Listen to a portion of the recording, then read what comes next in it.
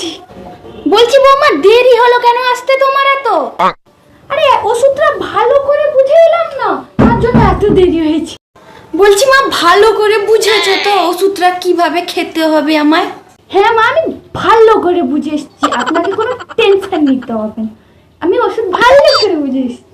কি যে বুঝেছো তুমি সেই জানো। ওষুধটা দাও দেখিনি বৌমা।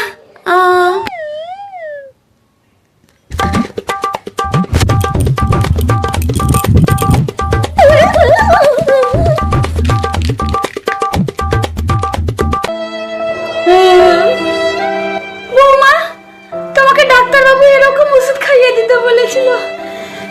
ডাক্তারবাবু তো বললেন আমাকে ভালো করে ঝাঁকিয়ে খাওয়াতে ওষুধ।